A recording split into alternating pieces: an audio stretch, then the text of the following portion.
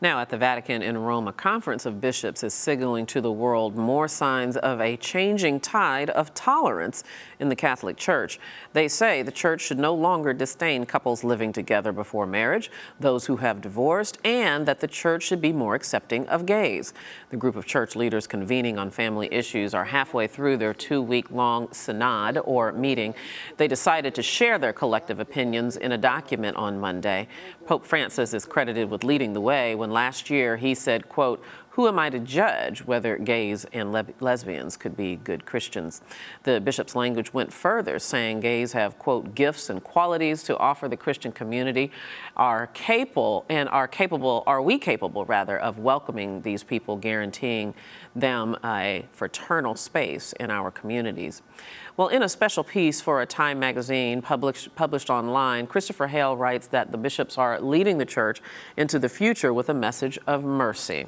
Christopher Hale is a senior fellow at Catholics in Alliance for the Common Good, and he's the co-founder of Millennial, their online journal and blog for Catholic opinion and analysis. And he's joining us from Washington. Hi, Christopher. It's good to see you. Thanks for being on Arise America.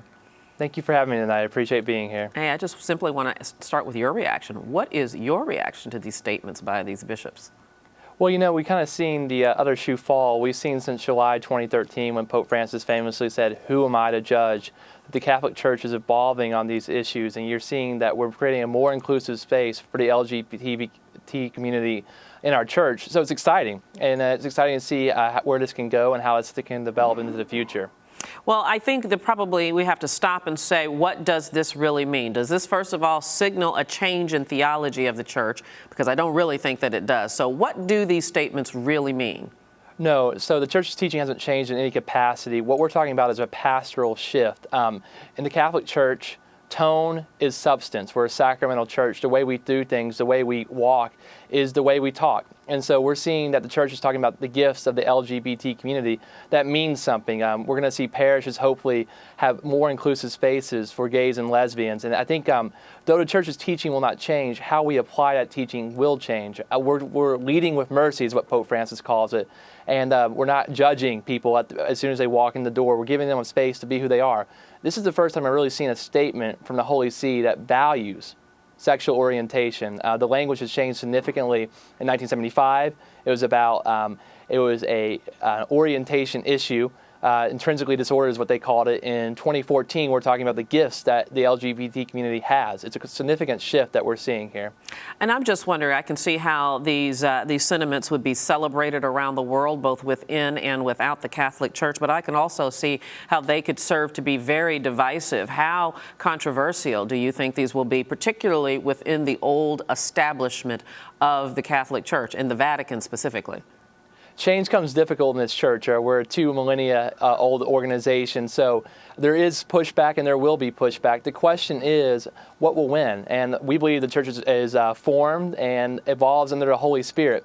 So if we believe the Holy Spirit wants a more inclusive church, it will happen. And I believe the Holy Spirit played a role in Pope Francis' election, and this is clearly a theme of his. He wants the church to be a place of mercy, of welcome, when everyone has a name, a face, and a future. So I think it's inevitable. I think we're going to see a church in the future that is more inclusive and has a wider home for the LGBT community.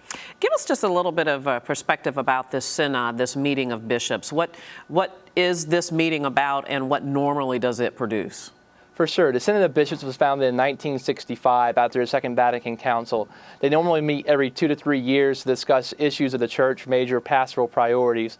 But this is what's called an extraordinary synod. When Pope Francis was elected, he realized that the family was facing a crisis in the modern world, so he's called the synod a year early. So the ordinary synod will be in 2015, but the extraordinary synod is to take this issue up and have a longer conversation. And it preempts a visit that we expect Pope Francis to make to the United States in 2015 in Philadelphia on the World Meeting of the Family. So this will be a theme of the Catholic Church going forward. How do we minister to families? How do we minister to families that are non-traditional and fall outside of the nuclear mold? So it'll be a big question going forward for the Church. And tell me, traditionally, what has come from these synods in terms of doctrinal change or administrative change, and how the faith is administrated around the world? You know, are there big things that normally come out of this gathering? No. Quite frankly, the gatherings have not produced what they hope to produce. They become yes man affairs. Oftentimes they become a function of the Roman pontiff and simply rubber stamp the priorities from the Vatican.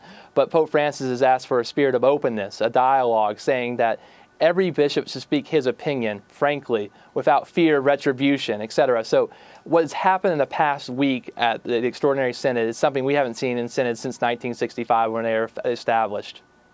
Tell me, you in your piece you talk a lot about mercy, and that mercy is a guiding principle that will lead the church into the future. So I guess my question is this the church that, as you put it, embracing Peter's gospel, excluding no one, leaving no one behind, and how Francis' idea of mercy perhaps might be different than his predecessor, Pope Benedict? So the question is, the church has always had mercy as a fundamental value, but leading with mercy says something. When you lead with a failure or a shortcoming or a way someone is excluded, they're not going to take your mercy. No one wants to hear mercy after told they're not good enough or they lack the qualities to participate in the community. When you lead with mercy, what you're saying is, I want to encounter you first. I want to have a human relationship with you first. So it's leading with the person. It's leading with encounter. It's leading with big spaces. And I think that's changing things. And I think it's an attractive quality to the church. The only way the Catholic Church grows and sustains and goes forward in the millennial generation is leading with this value. Inclusivity matters so much to us. All right, Christopher Hale, very nice to talk to you. Thank you so much. Thank you for having me.